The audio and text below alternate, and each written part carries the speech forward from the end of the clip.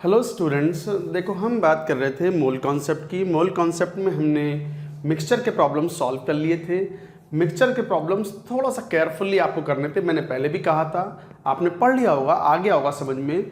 और यदि ज़रूरत पड़े तो 2 बार 3 बार भी उन क्वेश्चंस को सॉल्व करें। और बाकी डीक्यूपी शीट में जो आपको होमवर्क मिलेगा मिक्सचर के प्रॉब्लम से संबंधित, उनको ज़रूर सॉल्व करें। चलिए आगे बढ़ेंगे। अब बात करते हैं एक नया कॉन्सेप्ट, बहुत important concept of limiting reagent और लिमिटिंग रिएक्टेंट। हेडिंग लिखो, लिमिटिंग रिएजेंट और limiting reactant.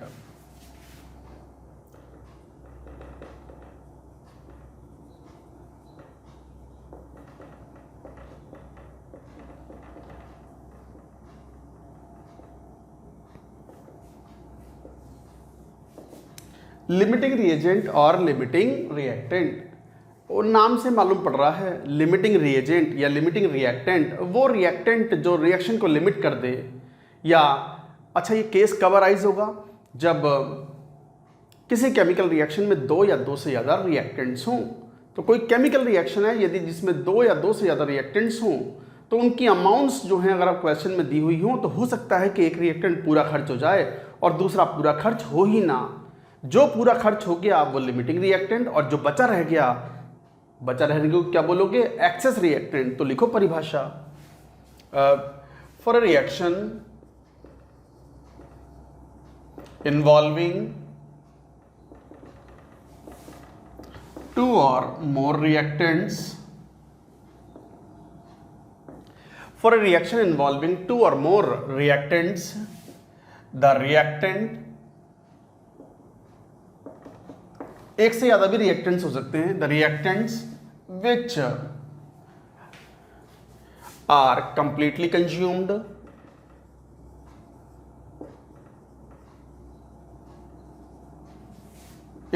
are called LR। LR मतलब लिमिटिंग रिएक्टेंट या limiting reagent is called LR, and the remaining and the reactant which remained at the end of reaction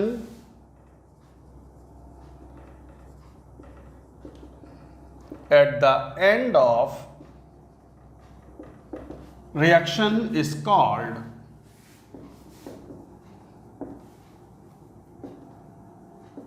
access reactant. तो देखो परिभाषा क्या है। परिभाषा या डेफिनेशन ये है कि for the chemical reaction involving 2 और मोर रिएक्ट। अच्छा, ये केस लिमिटिंग रिएक्टेंट का अराइज ही जब होगा जब कम से कम 2 रिएक्टेंट हों। तो ऐसे रिएक्शन जिसमें 2 या 2 से ज्यादा रिएक्टेंट्स हों, the reactants which are completely consumed are called limiting reagent, and the reactants which are remained at the end of reaction is called excess reactant। मैं जैसे एग्जांपल लेके बात करता हूँ, आपको समझ में आएगी ये बात। फॉर एग्जांपल मान लो ये जैसे H2 प्लस Br2, मान लो ये रिएक्शन है 2HBr। हाइड्रोजन ब्रोमीन से रिएक्शन करके हाइड्रोजन ब्रोमाइड बनाता है। फॉर एग्जांपल ये बैलेंस्ड रिएक्शन है, राइट। अब मान लो स्टाइक्योमेट्री के हिसाब से तो ये है कि 1 मोल H2 1 मोल Br2 से रिएक्शन करके 2 मोल HBr बनाएगा।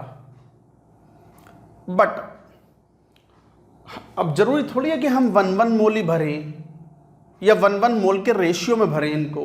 वो तो मेरे ऊपर है। डब्बा लिया मैंने मान लो 3 मोल H2 भर दिया और 1 मोल Br2 भर दिया, मान लो ऐसे लिया। तो ऐसा थोड़ी है कि 3 मोल H2 भर दिया और 1 मोल Br2 भर दिया, डब्बे में लिए, उनको अच्छे से हिलाया, येलो प्रोडक्ट HBr, कितना 3 मोल ये मोल पूरा रिएक्ट कर जाए। नहीं, जरूरी नहीं है पूरा रिएक्ट तो वो अपनी स्टाइक्योमेट्री के हिसाब से ही करेंगे। रिएक्ट तो वो हमेशा 1:1 के रेशियो में ही करेंगे बच्चों। ऐसा ना है कितनी भी अमाउंट भर दो डब्बे में और उनको येलो येलो प्रोडक्ट ना, ऐसे ना। तो they will react only in their stoichiometric ratios 1:1। इसका मतलब अगर मैं ध्यान से देखूं तो 3 मोल 1 मोल H2 के लिए 1 मोल Br2 चाहिए, तो 3 मोल्स H2 के लिए 3 मोल Br2 चाहिए, और 3 मोल है ही नहीं, 1 ही मोल है। तो इसका मतलब ये पूरा खर्च हो जाएगा Br2। उल्टा पढ़ो, 1 मोल Br2 के लिए 1 मोल H2 चाहिए, तो 1 मोल ही है ये, 1 मोल के लिए 1 मोल H2 चाहिए, तो ये 2 मोल बच गया और ये पूरा मोल खर्च हो गया, तो ये पूरा खर्च हो गया और इसमें से 1 मोल खर्च हुआ H2 का, 2 मोल H2 रिमेन्ड। तो फिर Br2 कौन हुआ? Limiting reagent. तो फिर H2 कौन हुआ? Excess reactant.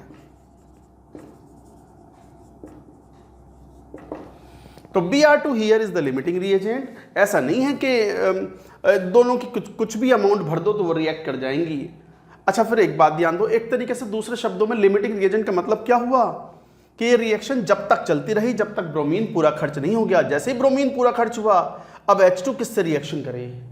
Br2 तो खत्म हो चुका है, तो H2 बचा रह गया 2 मोल। तो इसका मतलब ब्रोमीन ने, लिमिटिंग रिएजेंट ने रिएक्शन को लिमिट कर दिया, स्टॉप कर दिया when it is completely consumed. तो bromine is the limiting reagent और HBr भी कब तक बनता रहा? जब तक Br2 पूरा खत्म नहीं हो गया। जैसे ही Br2 1 मोल पूरा खर्च हुआ, HBr भी फॉर्म होना बंद हो गया क्योंकि रिएक्शन स्टॉप हो गई।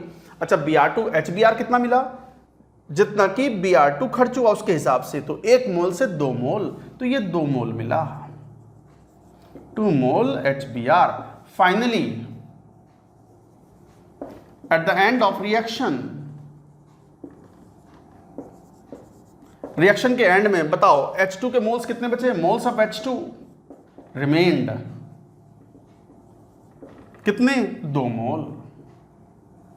मोल्स ऑफ Br2 कितने बचे? नहीं बचे ही नहीं, खत्म हो गए पूरे, रिमेन्ड 0। और HBr कितना बना? वो Br2 जब तक खर्च होता रहा तब तक ये बनता रहा। जैसे ही Br2 पूरा खर्च हुआ, HBr जितना बनना था बन गया, उसके बाद बनना बंद हो गया। तो मोल्स ऑफ HBr जो बने, फॉर्म्ड, इज व्हाट? 2 मोल। तो ये था इस क्वेश्चन के लिए, ये क्वेश्चन ही है एक तरीके से। तो कहने का मतलब ये हुआ कि रिएक्टेंट्स को किसी भी अमाउंट में मिला दो तो किसी भी रेशियो में वो रिएक्ट नहीं करते, वो रिएक्ट अपनी स्टाइक्योमेट्री के हिसाब से ही करते हैं। They react in their stoichiometric proportions और स्टाइक्योमेट्रिक रेशियोज। और प्रोडक्ट की अमाउंट भी जब तक ही बनती है जब तक लिमिटिंग रिएजेंट पूरा खर्च नहीं हो जाता। जब लिमिटिंग रिएजेंट पूरा खर्च हो गया तो प्रोडक्ट भी बनना बंद हो जाता है। इसका मतलब amount of the product should be calculated on the basis of amount of limiting reactant. ये सबसे इंपॉर्टेंट बात है, इस बात को हम लिखेंगे। तो सर ये आपने फाइंड आउट कैसे कर लिया? कैसे मालूम पड़ा आपको कि H2 3 मोल था और Br2 अगर इनिशियली 1 मोल था, तो आपको कैसे मालूम पड़ा कि Br2 लिमिटिंग रिएजेंट है? बहुत आसान है। किसी एक सब्सटेंस के रेस्पेक्ट में, गिवन अमाउंट के रेस्पेक्ट में दूसरे अमाउंट कैलकुलेट करो। उससे अगर मान लो कम है वो अमाउंट तो लिमिटिंग रिएजेंट है, ज़्यादा है तो वो एक्सेस है। छोड़ो ये सब भी, मैं एक और अच्छा आसान तरीका बताता हूँ to identify the limiting reagent. तो यहाँ तक की बात लिखने के बाद लिखो आइडेंटिफाइंग लिमिटिंग रिएजेंट। लिखो पहले पूरी बात ये वाली, नोट इट डाउन।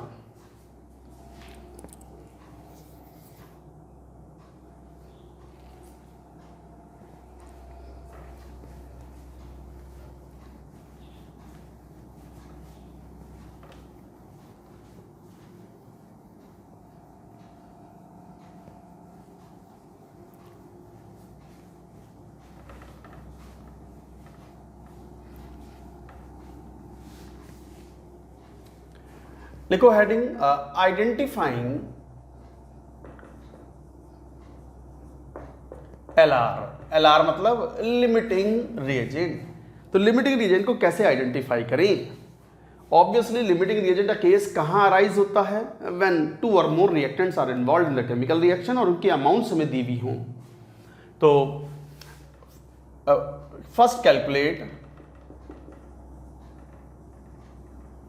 बल्कि ऐसे लिखो, divide the given number of moles of reactants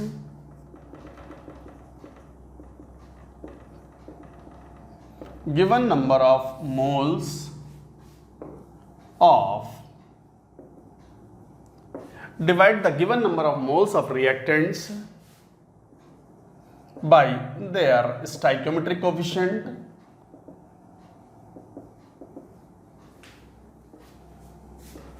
coefficients and obtain the ratios.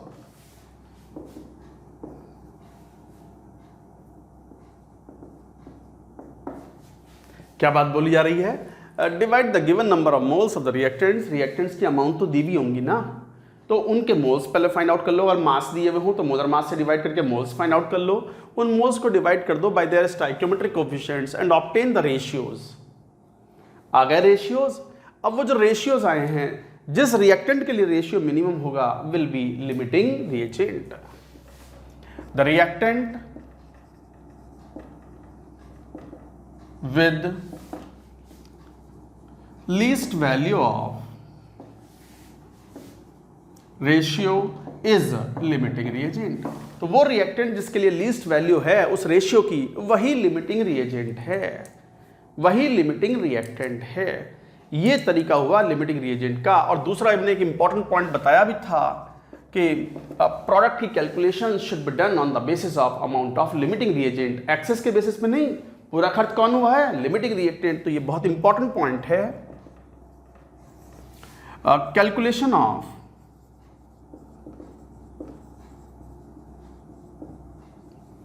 amount of products should be done, the calculation of amount of products should be done on the basis of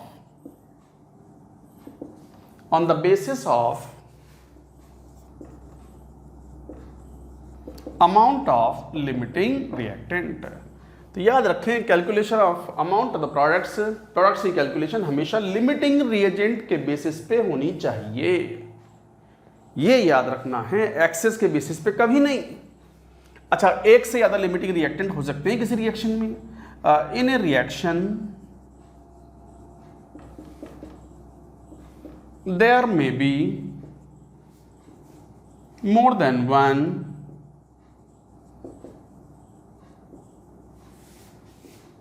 limiting reactant. तो एक से ज़्यादा limiting reactant हो सकते हैं, ये याद रखना है। अच्छा, साथ में एक और केस याद रखें। अगर मान लो दो रिएक्टेंट हैं और दोनों ही पूरे खर्च हो गए, दोनों की अमाउंट भी दी हुई है, दोनों पूरे खर्च हो गए, तो none of the reactant is limiting reactant. The reactants amounts are set to be in the stoichiometric proportion. इसका मीनिंग क्या है मैं बताऊंगा, पहले ये वाली बात नोट करो। एक इंपॉर्टेंट पॉइंट और आएगा, अभी लिखेंगे उसको, पहले ये वाली बात नोट करो आप।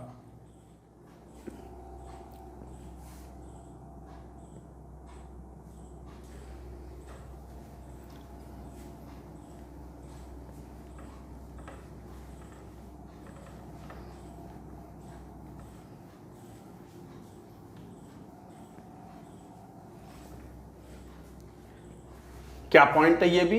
ये एक इंपॉर्टेंट पॉइंट है, ध्यान रखेंगे। If all the reactants are completely consumed and then none of the reactants is a limiting reactant. In such case, reactants are said to be in the stoichiometric proportions.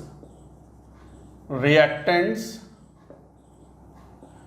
are said to be in their stoichiometric proportions.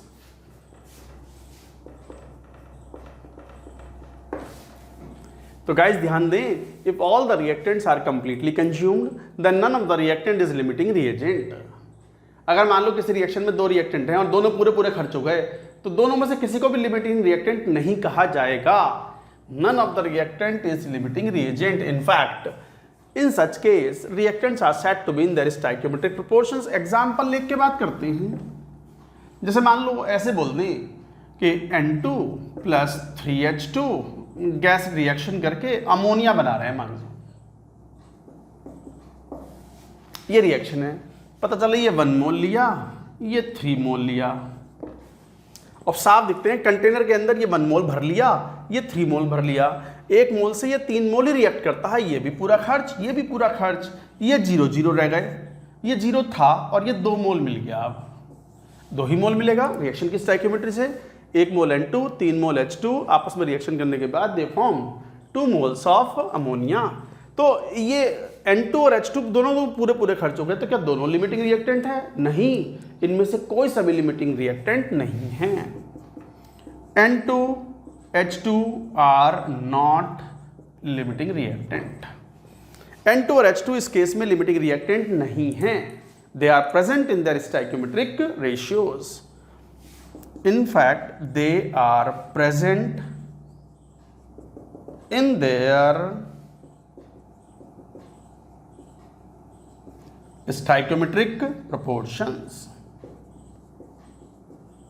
तो ये अपने stoichiometric proportions में available हैं, ये limiting reagent नहीं हैं।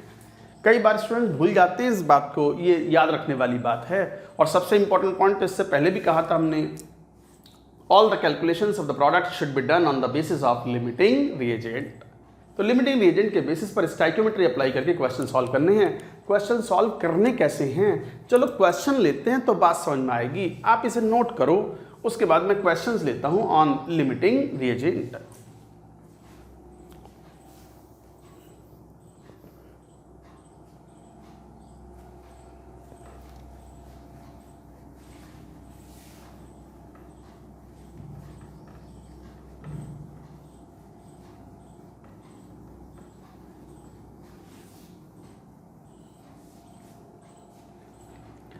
जैसे मान लो एक क्वेश्चन लिया जाए, क्वेश्चन चलो कुछ ऐसा लेते हैं कि 10 gram of lithium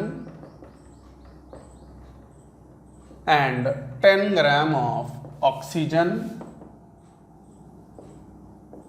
are made to react to form lithium oxide Li2O। Lithium oxide बनता है।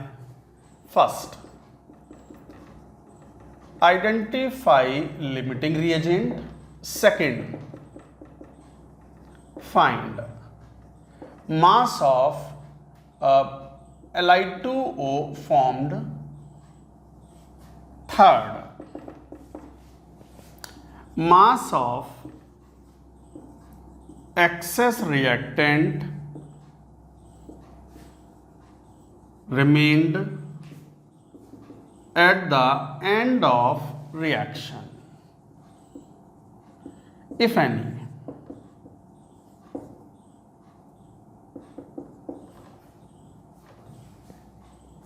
गाइस ये है क्वेश्चन आपके सामने। अच्छा, जरूरत पड़ने पर ले लें। लिथियम का एटॉमिक मास 7 होता है, ऑक्सीजन तो पता ही है 16 होता है एटॉमिक मासेस। ये एटॉमिक मासेस हैं। आप क्वेश्चन को केयरफुली पढ़ो, सॉल्व करो। वैसे मैंने पूरा बता दिया है अभी, हाँ, लेकिन मैं भी बताऊंगा इस क्वेश्चन को कि 10 gram of lithium and 10 gram of oxygen are made to react to form lithium oxide Li2O। Limiting reagent बताओ, मास ऑफ Li2O कितना बना वो बताओ, mass of excess reactant remained at the end of reaction वो भी बतलाओ। Solve it.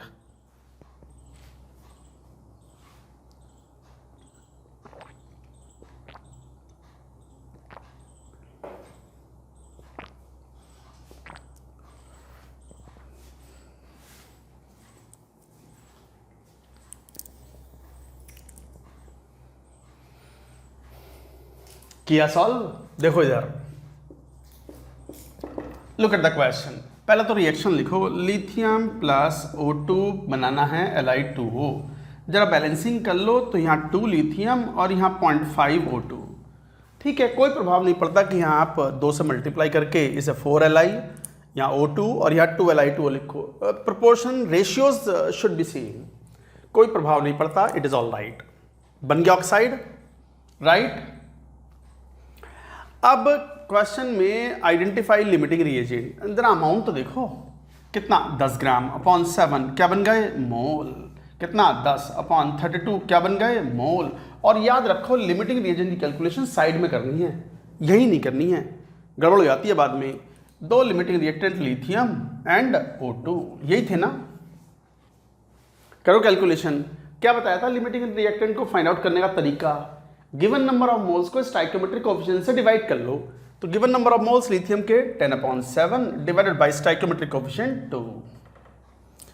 हाँ, O2 के मोल्स कितने 10/32 अपॉन स्टाइकोमेट्रिक कोएफिशिएंट 0.5, इससे डिवाइड करना था। आगे रेशियो जरा चेक करना, 5/7 7 7 0.7 1 1 टाइप से, और ये हो गया 16 10/16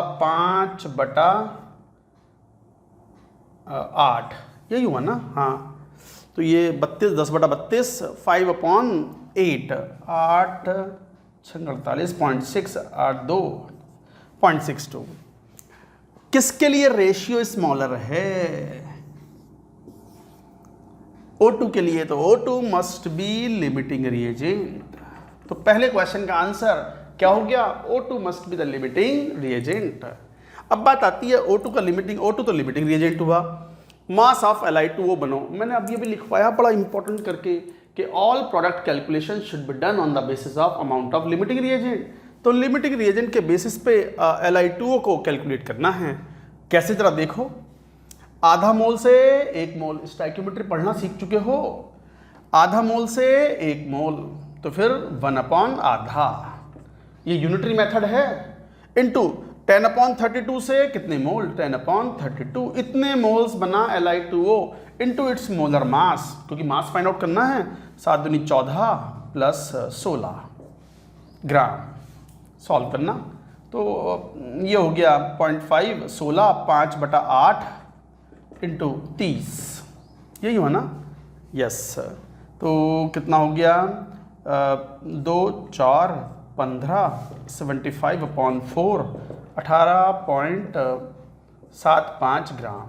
दैट्स इट, यही आंसर है सेकंड पार्ट का। So how much of the mass of the Li2O is formed 18.75 ग्राम। अब जरा तीसरे पार्ट पर और आ जाओ। क्या है तीसरा part? Mass of the excess reactant. तो कौन है एक्सेस रिएक्टेंट? ये है एक्सेस रिएक्टेंट लिथियम। ये है एक्सेस रिएक्टेंट लिथियम। क्वेश्चन पूछ रहा है कि mass of the excess reactant remained, कितना बचा। ऑब्वियसली एक्सेस तो बचेगा तो सही, कुछ तो खर्च हुआ ही होगा, बट कितना बचा वो मास हमें फाइंड आउट करना है eight the end of reaction, if any. Yes, तो कितना बचेगा कैलकुलेट करो। लॉ ऑफ कंजर्वेशन ऑफ मास लगा लो। शुरुआत में डब्बे में क्या भरा, कंटेनर में आपने क्या फिल किया, लिथियम और ऑक्सीजन 10 ग्राम, तो टोटल कितना 20 ग्राम फिल किया आपने। टोटल 20 ग्राम फिल किया है, और 20 ग्राम फिल करने के बाद आपको लिथियम ऑक्साइड कितना मिला 18.75, और O2 पूरा खर्च हो चुका है। तो फिर लिथियम बच कितना गया, टोटल 20 ग्राम था, उसमें से 18.75 ग्राम Li2O है, O2 बचा ही नहीं। तो फिर लिथियम और Li2 ही तो हैं एंड में। तो लिथियम का मास कितना, तो mass of lithium would be equal to 20 minus 18.75, कितना 1.25 ग्राम। यही है, क्या है ये, law of conservation of mass.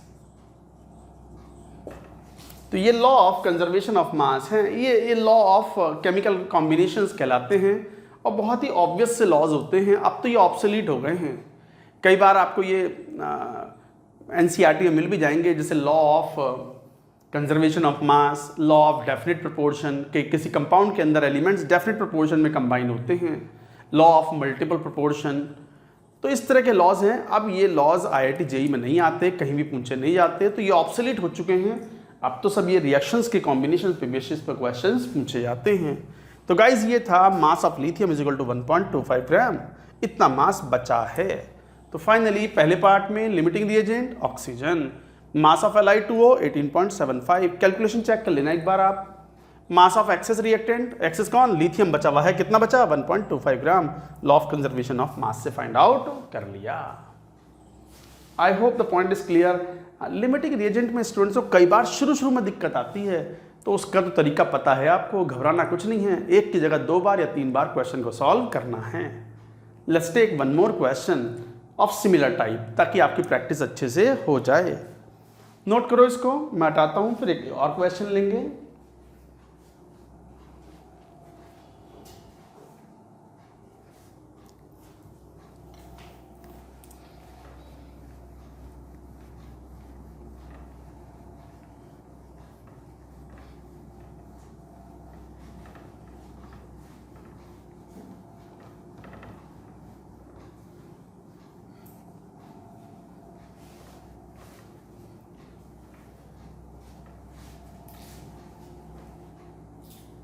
जैसे एक और क्वेश्चन लेते हैं सिमिलर टाइप का, आप केयरफुली सॉल्व करो। क्वेश्चन है, मान लो चलो वैसे ही सवाल देता हूं, 10 ग्राम each of carbon and Cl2 are reacted to form CCl4। ठीक, फर्स्ट बिल्कुल वही चीजें बतानी है, identify limiting reagent. Second, mass of CCl4 formed। Third, mass of excess reactant remained at the end if any।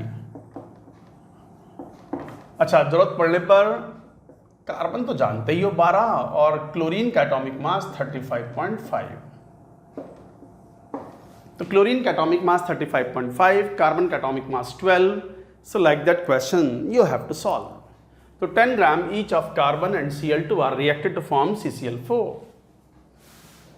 Limiting reagent बताओ कौन, mass of CCl4 कितना बना, और एक्सेस रिएक्टेंट अगर बचा है तो कितना बचा है, उसका मास भी बतलाओ। Similar question, solve it now.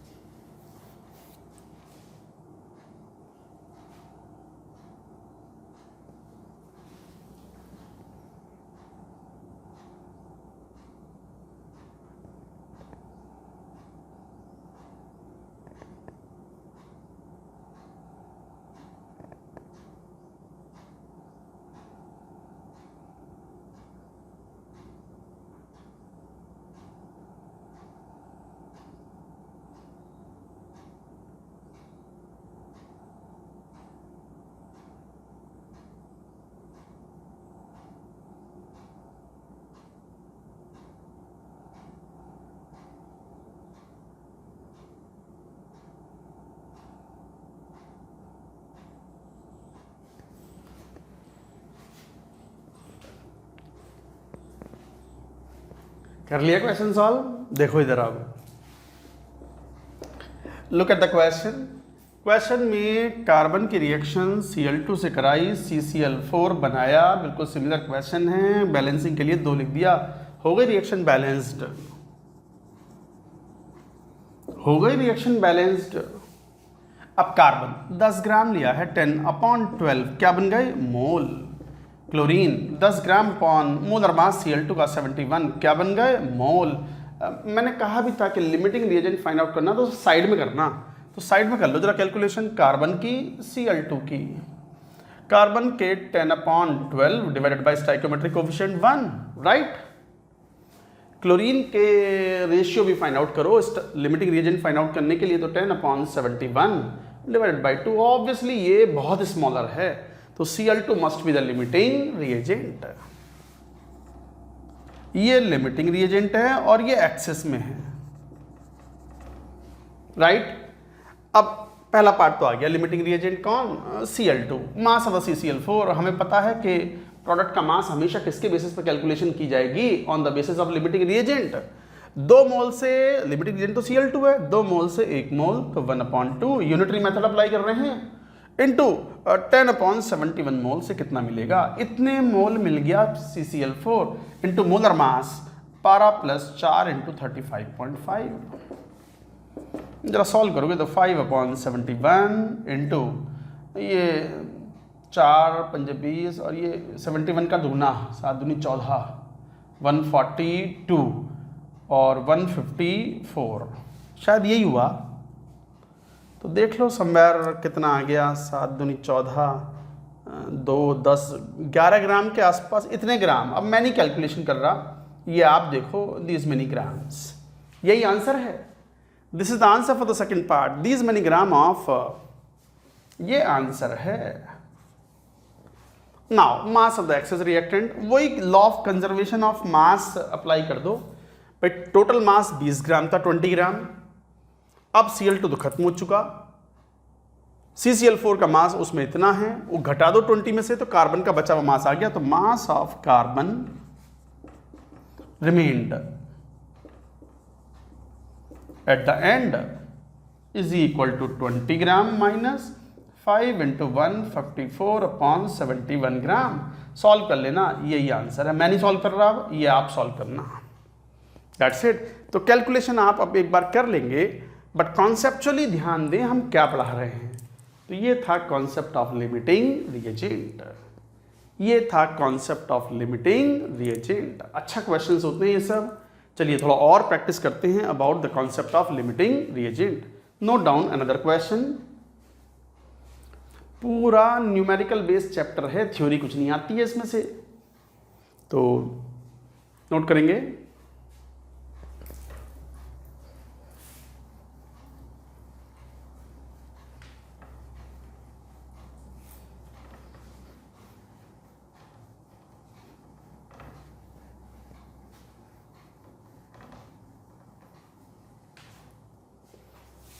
मान लो कोई क्वेश्चन ऐसे कह देंगे कि a plus 2b plus 3c converted to ab2c3, ab2c3 further reacts with मान लो a to form a2b2c3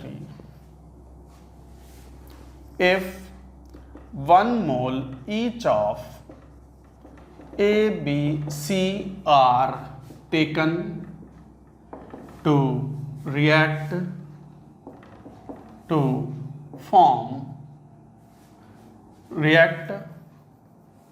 if 1 mole each of A, B, C are taken to react, find number of moles of various species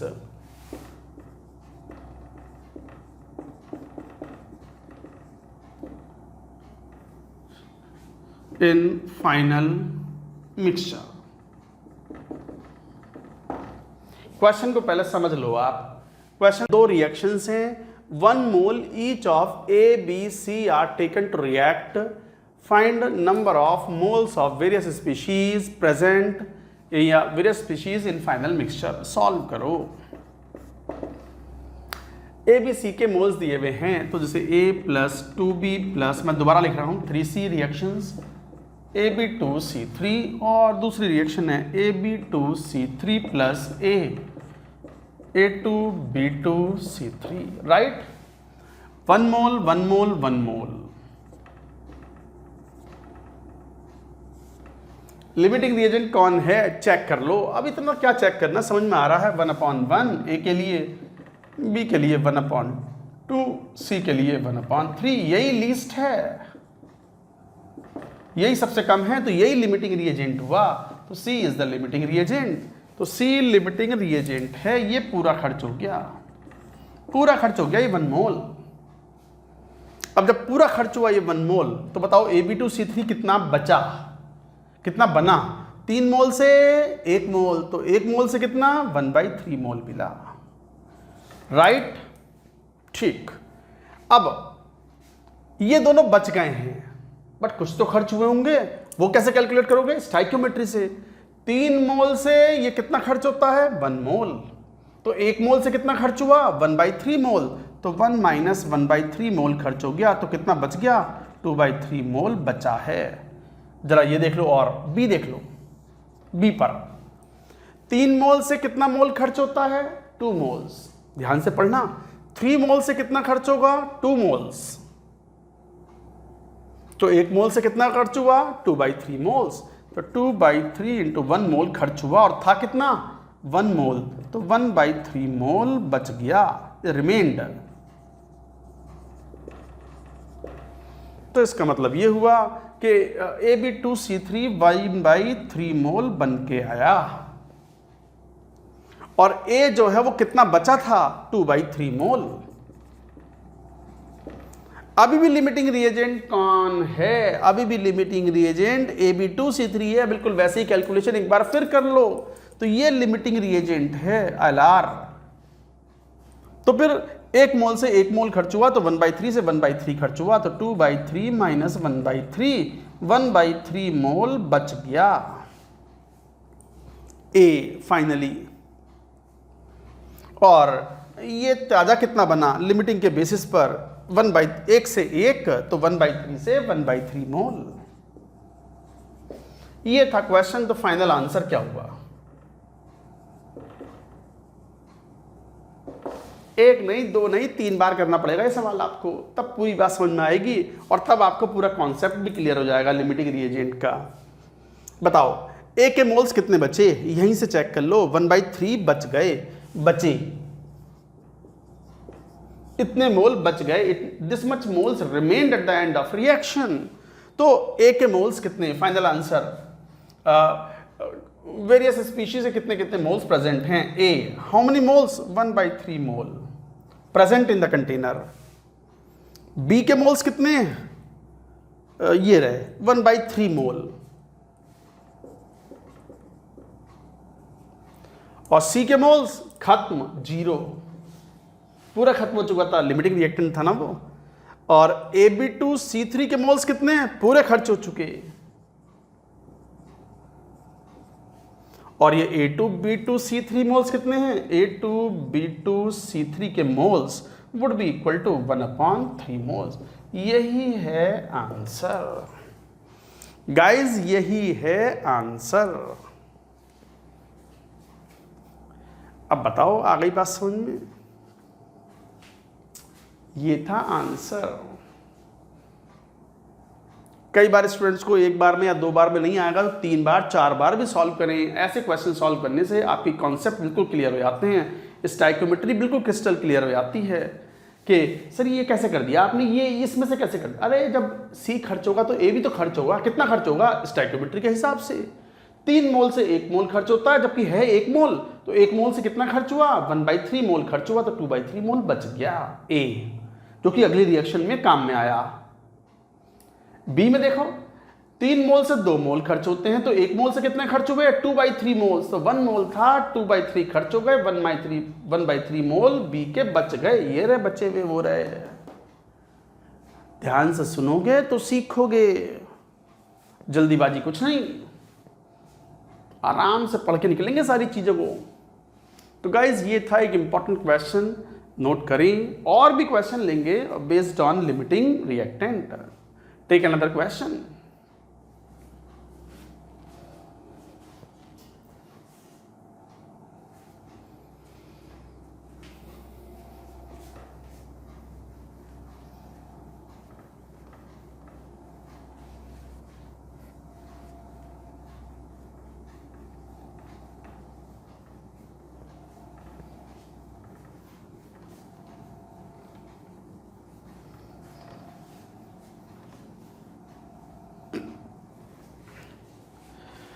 late us take another question.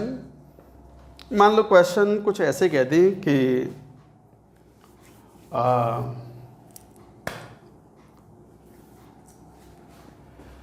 Equal masses of sulfur and chlorine are made to react to form SCl2. SCl2 only product. First, identify limiting reactant. Second, what percentage of excess reactant remains at the end of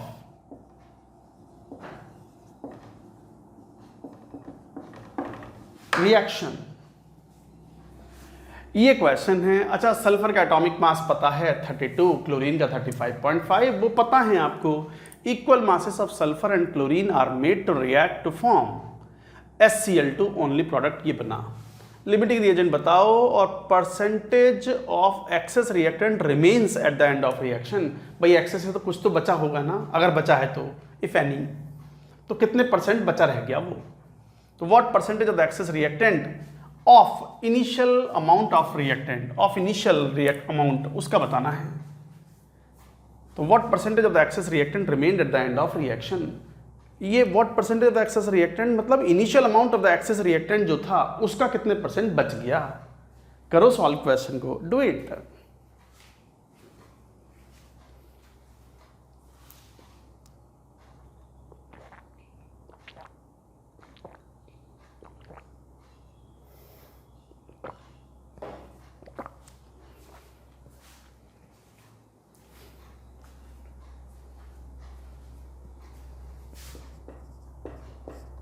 देखो यहां पर equal masses of sulphur and chlorine are made to react with this, तो reaction तो कराओ S plus Cl2 SCl2।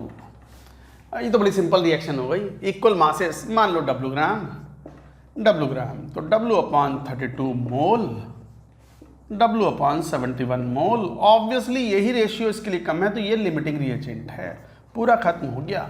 तो product कितना बन गया पूछा ही नहीं, पूछते तो बताए थे लिमिटिंग के बेसिस पर 1 मोल से 1 मोल, तो फिर W/71 से W/71 मोल, इतने मोल SCl2 बन गए फॉर्म्ड।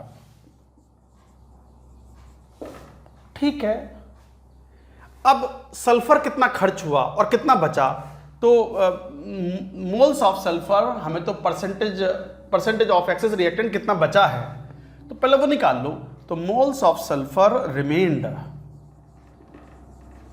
कितने मोल थे W/32, कितने खर्च हुए 1 मोल से 1 मोल 1/1, तो W/71 से इतने मोल्स खर्च हुए हैं, इतने थे इतने बच गए। सुनो सुनो सुनो सुनो सुनो सुनो, क्या सुनो कि सल्फर के मोल्स कितने खर्च हुए, अरे थे कितने पहले ये निकालो, ये इतने थे, उसमें से खर्च कितने हुए, दिस मच स्पेंट। कैसे 1 मोल से 1 मोल, तो W/71 मोल्स थे, तो W/71 मोल से इतने मोल खर्च हो गए, इतने मोल बच गए। तो इसका मतलब percentage of sulphur remained, initial amount के रेस्पेक्ट में कितना सल्फर बचा है, तो बची हुई amount W/32 minus W/71 upon initial amount, W/32 तो थी initial amount, into 100। So this value में W cancels out and this value आ जाती है 32 इंटू 71, 71 माइनस 32 इंटू 32 इंटू 100। यही तो हुआ। अब जरा सॉल्व कर लो, तो कितना हो गया ये 9 और ये 6 3 39 अपॉन 71 इंटू 100 परसेंट लगभग इसको 40/70 ले लो तो 7 6 42 6 60% के आसपास जो भी आएगा would be your answer, this would be your answer. तो ये एक बहुत बहुत इंपॉर्टेंट पॉइंट था। अब एक और बहुत इंपॉर्टेंट पॉइंट हम सीखने वाले हैं, जानने वाले हैं। अगेन वो ट्रबलसम पॉइंट हो सकता है कई स्टूडेंट्स के लिए अगर ध्यान से नहीं सुनेंगे तो, अगर ध्यान से सुनेंगे तो वो भी आपको बहुत कंफर्टेबल तरीके से याद हो जाएगा, क्वेश्चन भी आप सॉल्व कर पाओगे। लिखो वेरी वेरी इंपॉर्टेंट पॉइंट करके एज ए नोट, पहले ये बात नोट करो, लिखो पूरा, उसके बाद एक पॉइंट लिखो as a note.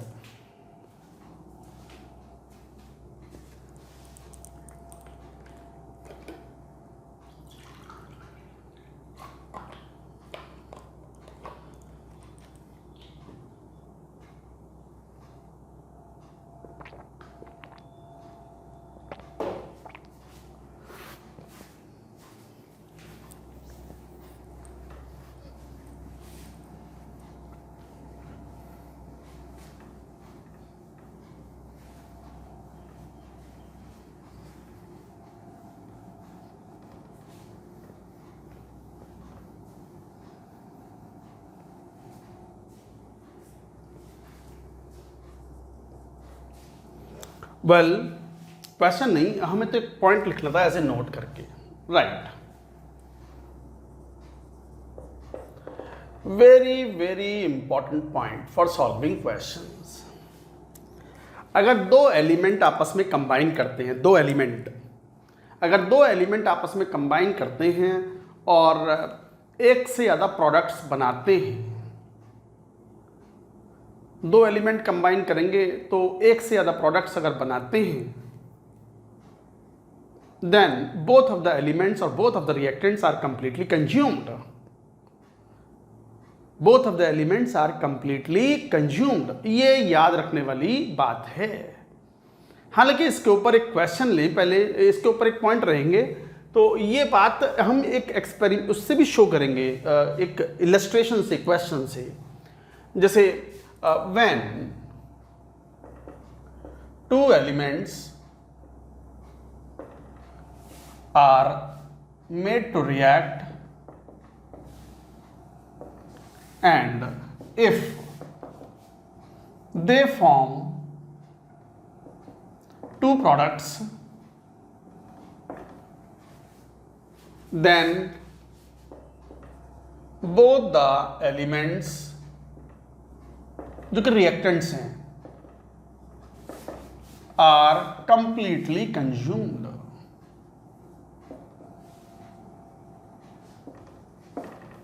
Are completely consumed, ये है इंपॉर्टेंट पॉइंट। और जब हम प्रिंसिपल ऑफ एटम कंजर्वेशन पढ़ेंगे ना, एक बहुत ही फेमस सी अप्रोच होती है, बड़ी फैंसी और बड़ा फैशनेबल टाइप की अप्रोच होती है वो, जिसे बोलते हैं हम POAC, principle of atom conservation. POAC, principle of atom conservation, वहाँ काम आएगी अप्रोच। ये तो कंक्लूजन है कि when two elements are made to react and if they form two different products, then both the elements are completely consumed।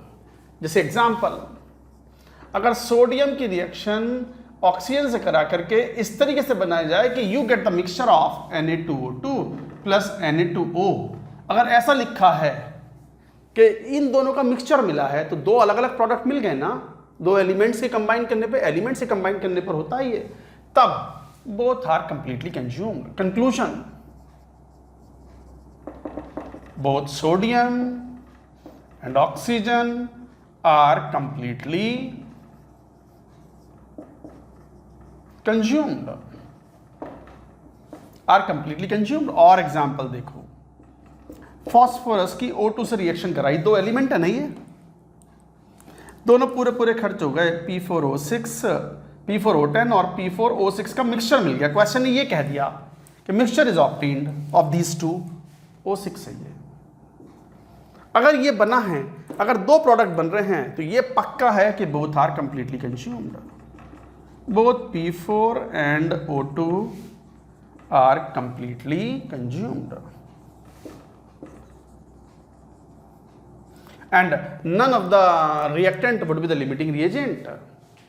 मतलब दोनों पूरे पूरे खर्च हो गए हैं, तो फिर आप रिएक्टेंट्स को पूरा पूरा खर्च होता हुआ मान सकते हो। तब ये थोड़ा, या फिर दो एलिमेंट अगर मिक्स कर रहे हैं और दो से ज़्यादा, मतलब कंक्लूजन यही है कि दो एलिमेंट की रिएक्शन कराई, दो या दो से ज़्यादा प्रोडक्ट्स बन रहे हैं, दो से ज़्यादा ही बन सकते हैं, तब रिएक्टेंट पूरे पूरे खर्च हो जाते हैं। जैसे कार्बन और ऑक्सीजन की रिएक्शन कराओ और क्वेश्चन यूं कह दे कि CO और CO2 का मिक्सचर मिला है, मिक्सचर ऑब्टेन्ड, तो ये बात पक्की है कि carbon and oxygen both are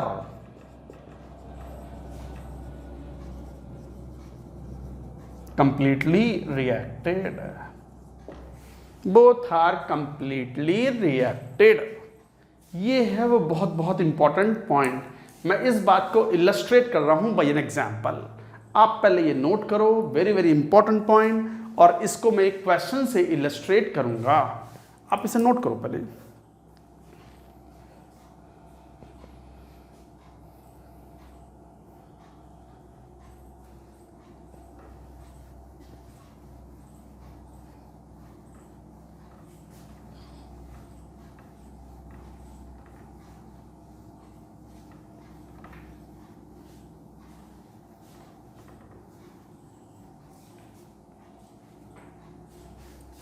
जैसे क्वेश्चन लो इलस्ट्रेट करने के लिए, 12 gram carbon and 24 gram of oxygen are made to react under such conditions that following reactions may occur. क्या reaction? C plus half O2 CO बन सकता है, CO O2 से reaction करके CO2 बना सकता है, इवन कार्बन O2 से रिएक्शन करके CO2 बना सकता है, इवन CO2 कार्बन से रिएक्शन करके CO बना सकता है। ये सारी पॉसिबिलिटी दी हुई हैं। क्या कहा क्वेश्चन ने? 12 gram of carbon and 24 gram of oxygen are made to react under such conditions that following reactions may occur. ये सब पॉसिबिलिटीज हैं, all can happen, these reactions can happen under those conditions. आपने pressure temperature उस तरीके की maintain किए कि ये सब रिएक्शंस पॉसिबल हैं, एवरीथिंग कैन हैपन। क्वेश्चन ने पूछा फाइंड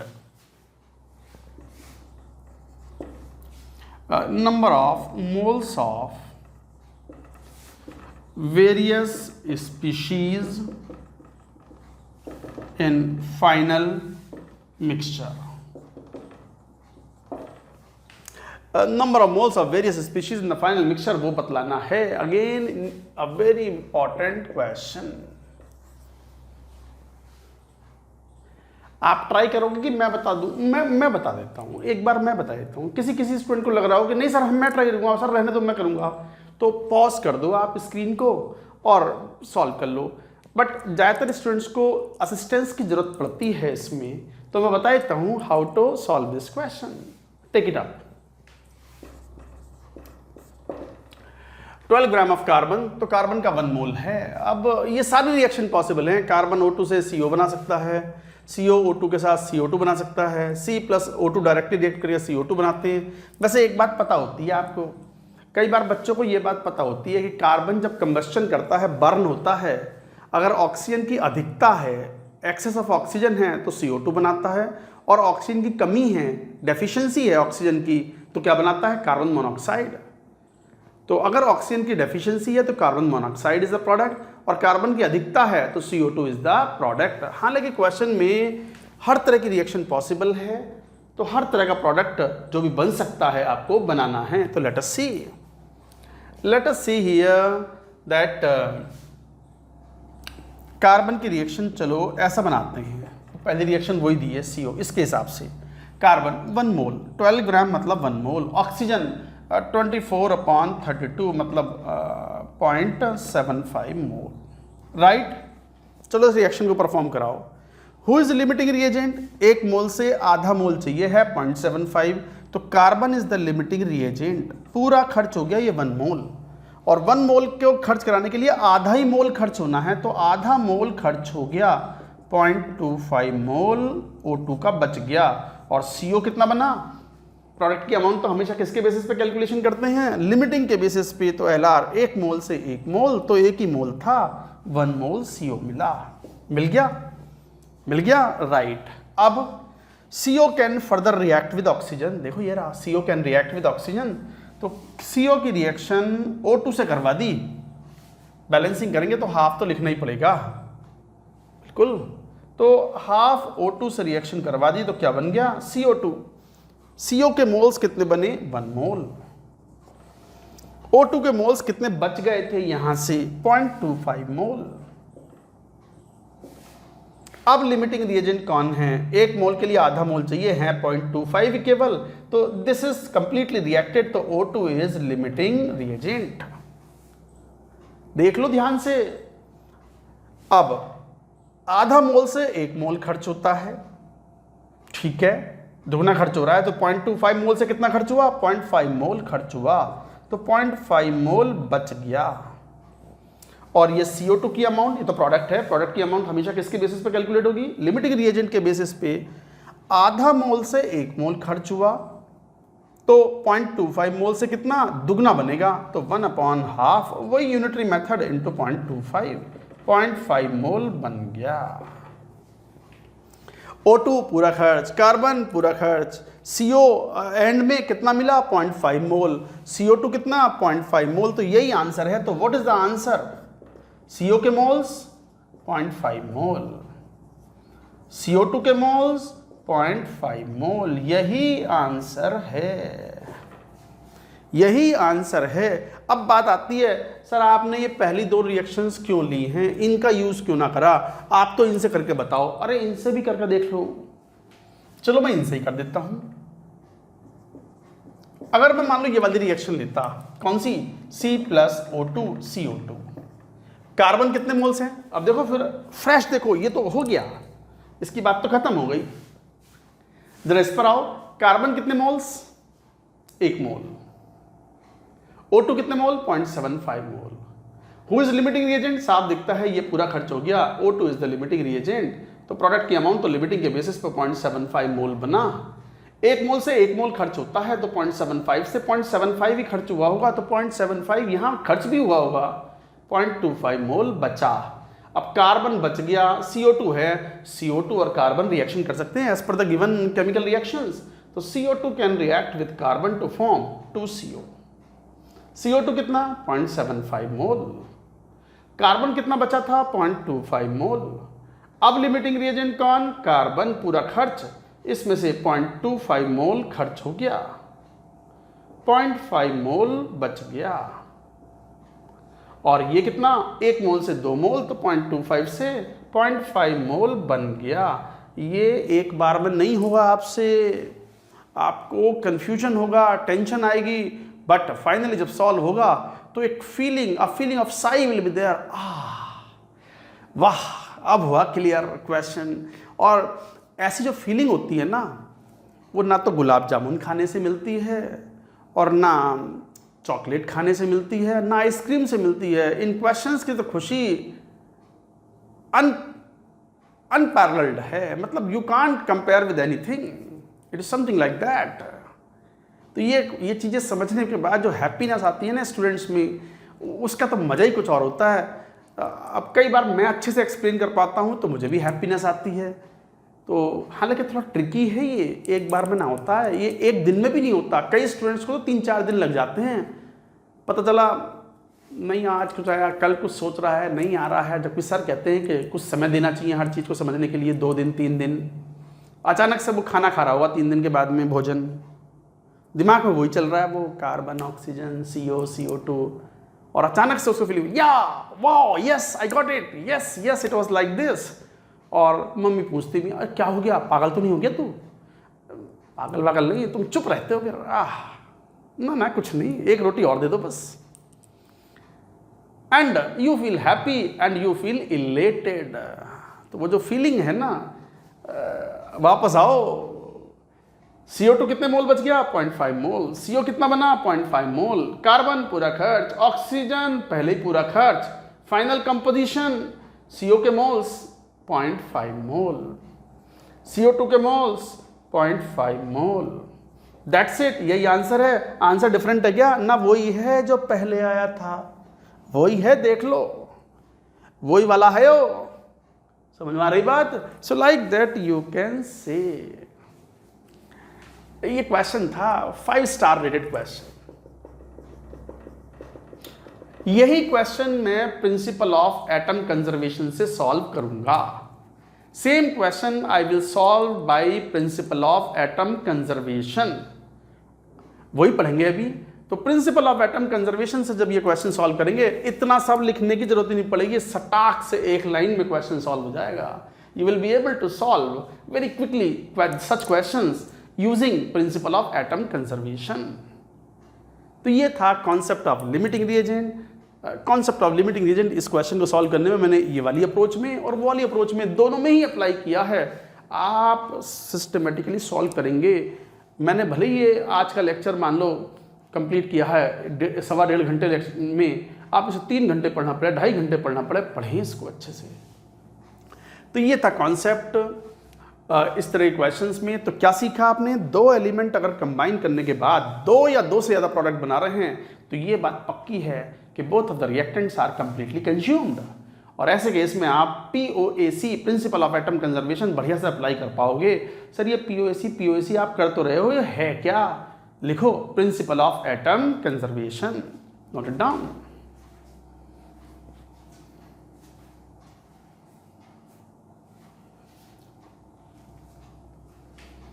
नोट कर लिया?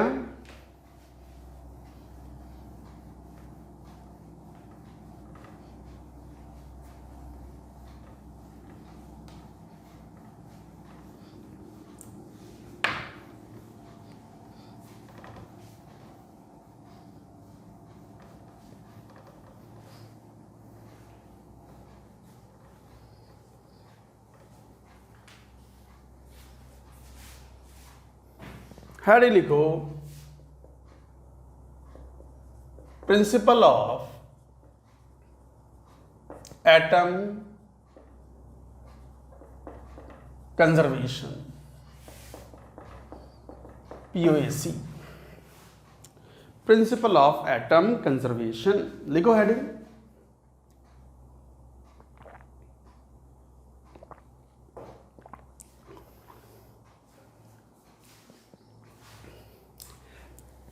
Principle of atom conservation, it is the law of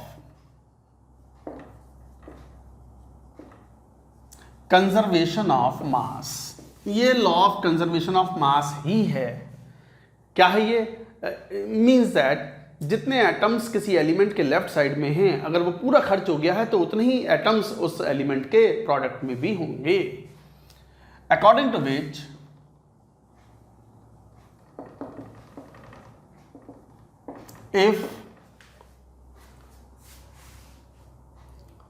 if an element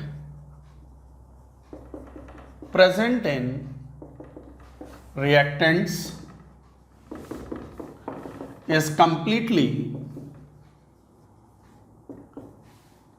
converted into products,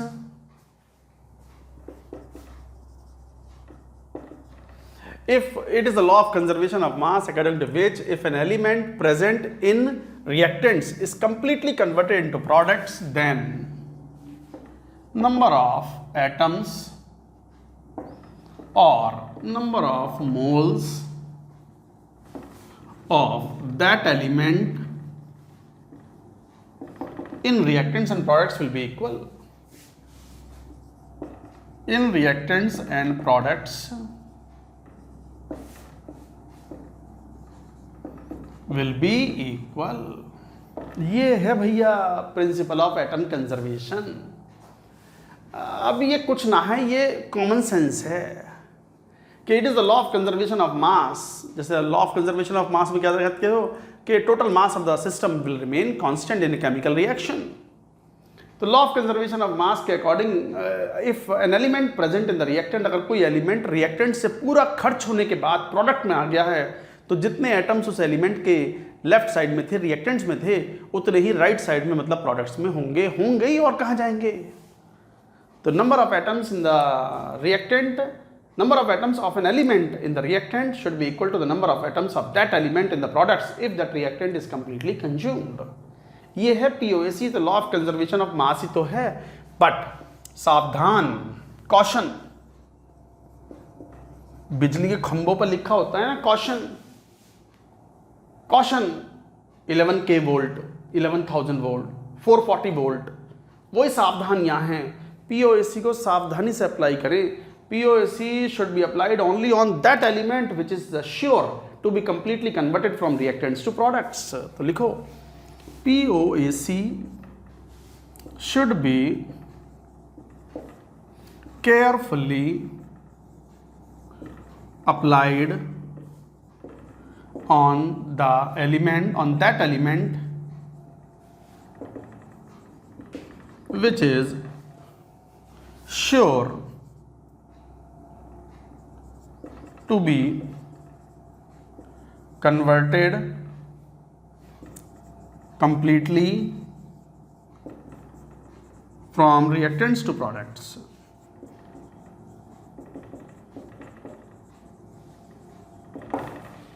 सुन लो, POAC should be carefully applied on that element, उसी एलिमेंट पर apply करना है which is sure to be completely converted from reactants to products. ये ध्यान रखना है POAC अप्लाई करते समय, और दोनों तरफ उस एलिमेंट के मोल्स को बराबर रखना है। अच्छा, POAC में एक खास बात और है, रिएक्शन को बैलेंस करने की जरूरत नहीं पड़ती। बैलेंसिंग ये सबसे बड़ा फायदा है, balancing of reaction is not needed.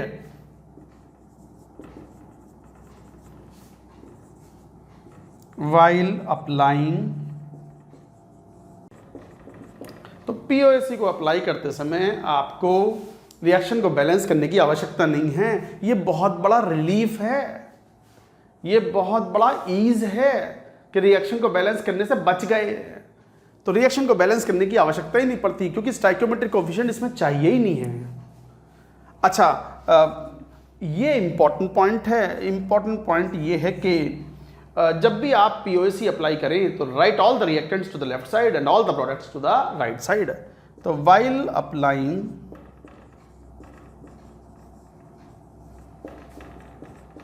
POAC, write all the reactants to the left side and all the products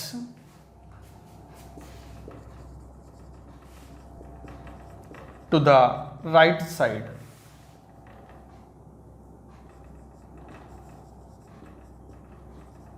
In a single reaction, in a single equation।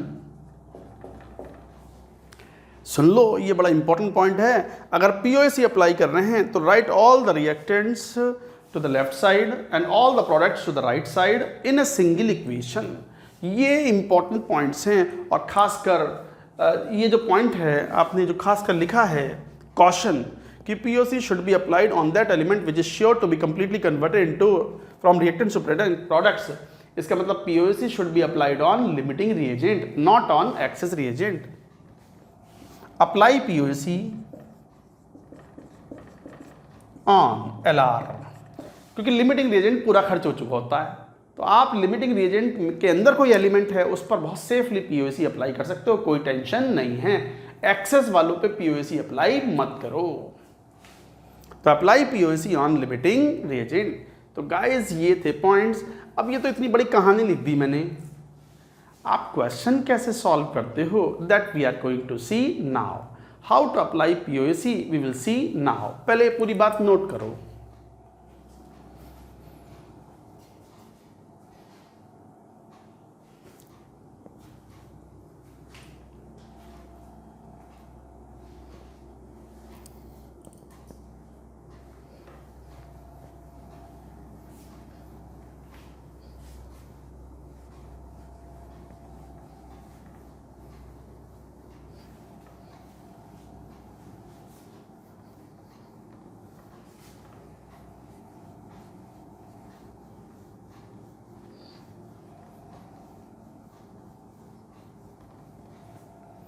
चलो मैं POAC अप्लाई करना सिखाता हूं आपको, एक क्वेश्चन के रूप में ले लेते हैं। चलो, what mass of O2 can be obtained from decomposition of, मान लो 0.4 mole of potassium chloride. Potassium chloride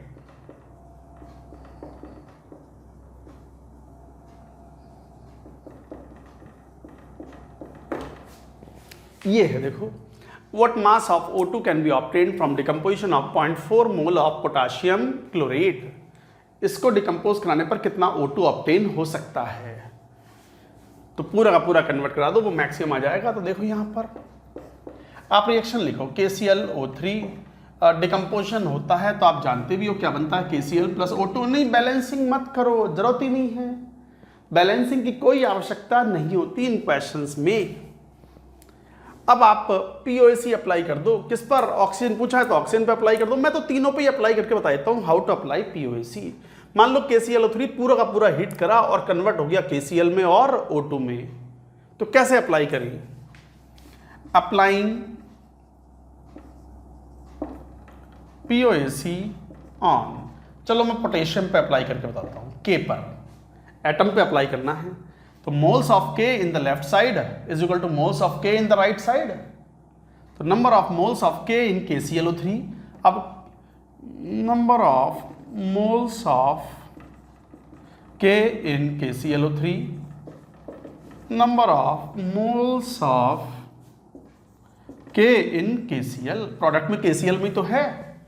अब एक बात सुनो, KClO3 में K के मोल्स कितने हैं? एक मोल में एक ही मोल है, एक मोल KClO3 में एक मोल K छुपा हुआ है, तो 1 इंटू मोल्स ऑफ KClO3, भाई जितने मोल्स KClO3 के उतने ही मोल्स KCl के, इज इक्वल टू आएगा, अभी समझ में, रुको रुको, एक मोल KCl में कितने मोल K छुपा हुआ है? एक मोल, तो 1 इंटू मोल्स ऑफ KCl, तो जितने मोल KCl उतने ही मोल K आ गया।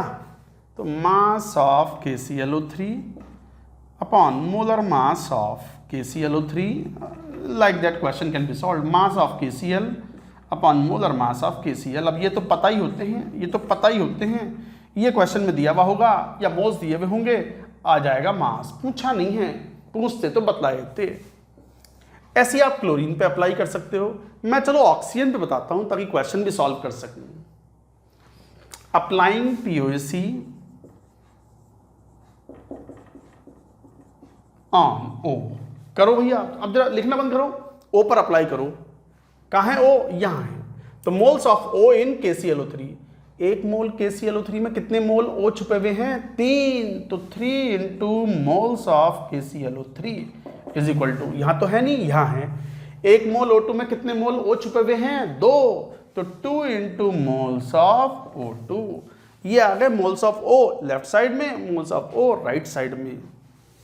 3 into how many moles of KClO3 is given in the question, कितने हैं? 0.4 mole is equal to 2 into mass of O2 upon molar mass, 32 से डिवाइड कर दो, आ गया मास यहाँ से, तो कितना? 0.2, 0.6, तो mass of O2 is equal to 2 से ये 0.2 टाइम्स 0.6 इंटू 32, तो 6 दूनी 12, 6 तिया 18 और 1 19, 19.2 ग्राम, यही है आंसर। कर दिया अप्लाई, देखो कर दिया apply POAC on oxygen and we got the answer, mass of O2 obtain is this much.